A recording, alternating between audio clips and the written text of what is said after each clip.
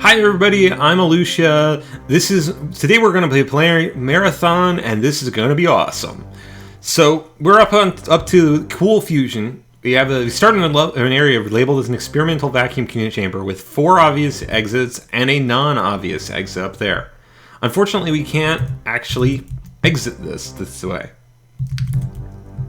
As you can hear me hitting the button to activate things, you cannot activate these directly. Instead, you have to pick out the grenade launcher and fire grenades into it. And that's the first time in the game you actually have to do that. Ooh, and a new weapon. Yeah! Grenades, more grenades. These are a bunch of fusion cells, and the fusion pistol. Alright. Fusion pistol is kind of interesting. I'll talk about how it mechanically works in a minute. Let me save my game first so that if I screw this up and die, I don't have to replay the whole level and the last level. So your primary fire just shoots a bolt. Your secondary fire charges up and shoots a more powerful bolt. And here we have our access terminal. Incoming message from Leela. There has been an unexpected lull in the fighting. I don't know exactly why, but it seems the aliens have stopped their advance. I want to use this break in fighting to send a message to Earth appraising them of our situation. However, the long-range transmitter array has been destroyed, and you must manually reset the secondary transmitter. To do this, you will need to go to the G4 Sunbathing Landing Station. It would be foolhardy to send you into vacuum conditions without a better vacuum-capable corrupted code than your pistol. The R75 doesn't work in vacuum. I want you to find a Zeuscast fusion pistol. It has 2 firing modes. Standard firing ejects high something volts, and secondary fire mode charges on transmission error and ejects a blast that does huge amounts of damage. And then we have exception code, bypassing through traffic. My records and sensors are becoming less reliable, but I believe that you should find a Zeus-class fusion pistol at this location. Do not rely too much on the information I have given you. It has been intercepted in transmission, and I cannot verify its accuracy. End of message. I already have the pistol, so I don't need to do that. I can hit this button and open that. And there are 2 other switches which do not lead where she told us about that. So we are going to open those doors and go and see where we go. Because that's pretty much what you do when you've run out of things to do. And here's this is a double health healing thing. So you'll find these as well. You can go up to purple, I believe, is the highest, which is 3 times the normal amount of health. I'm going to go back and save, because right now I have 2 times normal health. This does not decay over time or the like. It doesn't stop you, it doesn't hurt you, it doesn't go away unless you get hit. So it is a very good idea to get it if you get the chance, and to remember where those healing points are that heal you to higher health, because they're kind of rare and they make a lot of parts of the game a lot easier. Holy wow. Okay, so this is our Zeus class fusion pistol. It is really good against compilers, and you can see a charged bolt is a 1-hit kill. The charged bolts do quite a lot of damage in general, but the fusion pistol does extra damage to compilers and a few other enemy types we will encounter later. Cybernetic enemies, basically. And we will save yet again, even though I didn't take any damage there, because I would like to prefer to keep that way. And there are enemies over there. Whee! Well, they definitely heard me. I love the sound that they make. I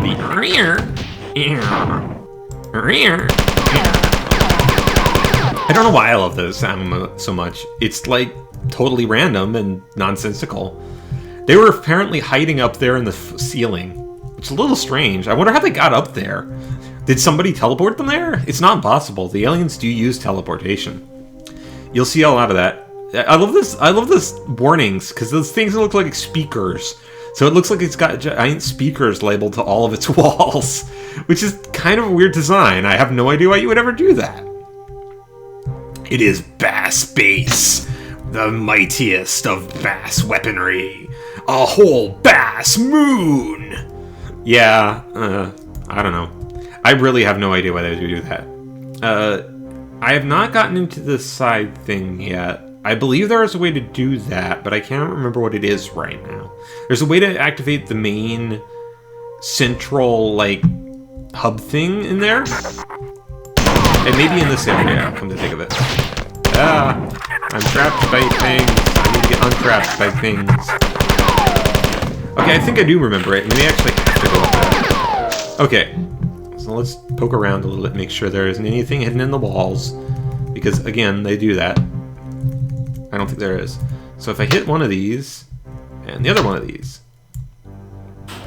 one of them triggers this. I believe the other one triggers the thing in the very center. The giant hexagonal thing in the emergency, the experimental, whatever room, the experimental vacuum chamber.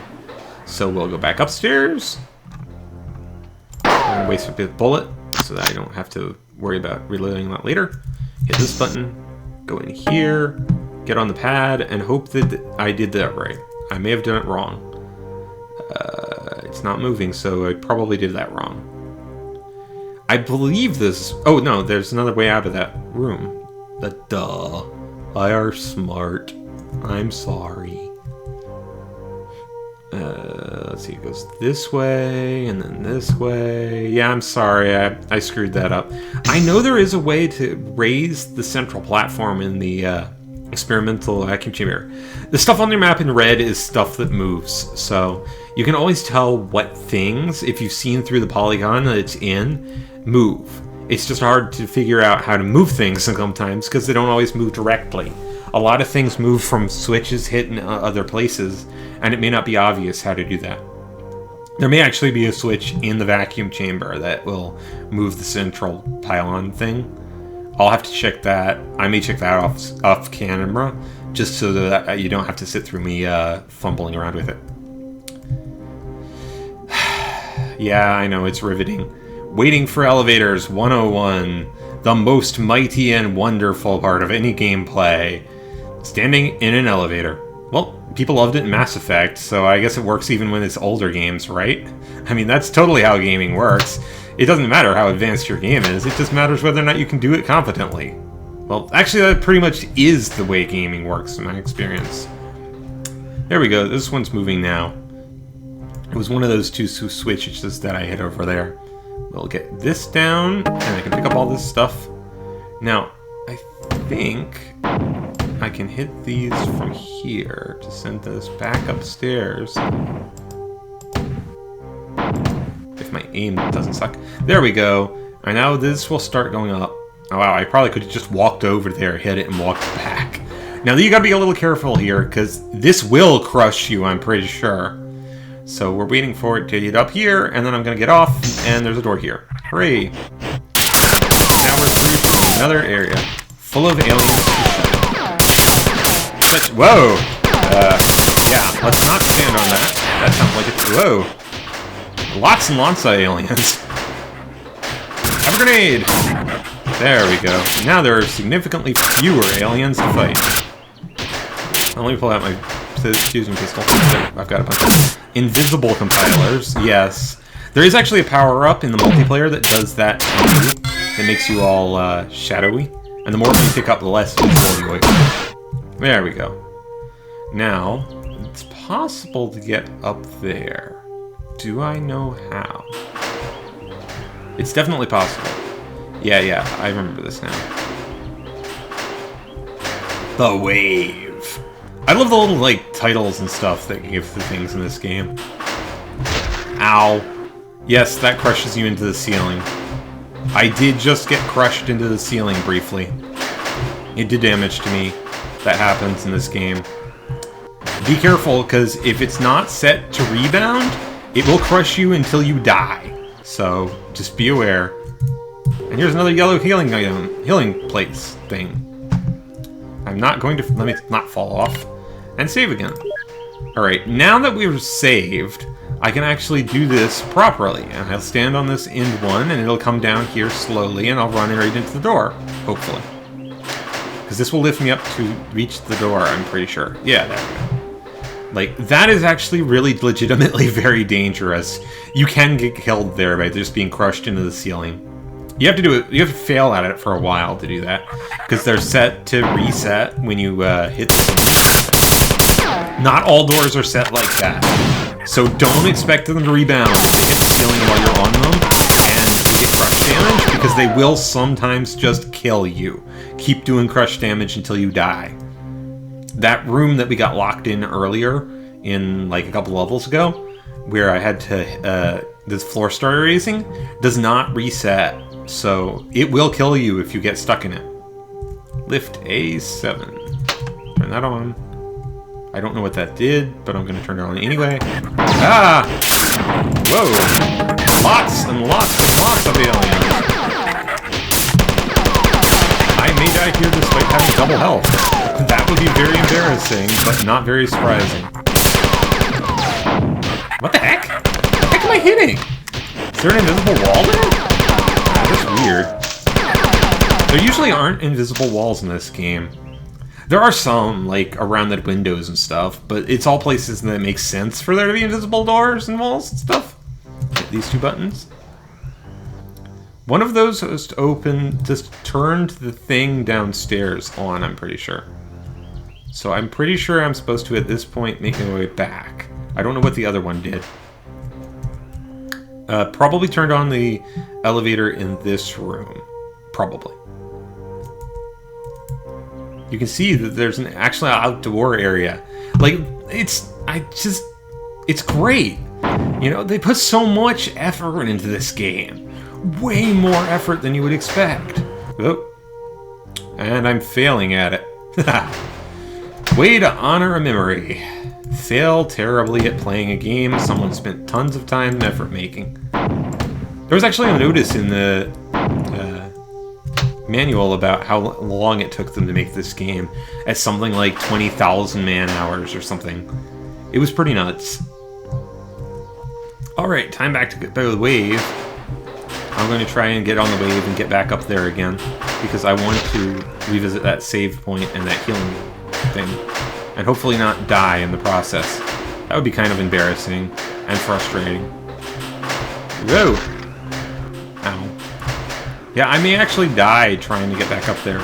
That would be irritating, because then I would have to redo all of that stuff I just did. Ah, there we go. With invisible life! I have no shields. I was surviving purely on my meat body. Delicious, delicious meat body. Sorry about that. I'm taking a drink of water. And then we save. And save again. 22 save points so far.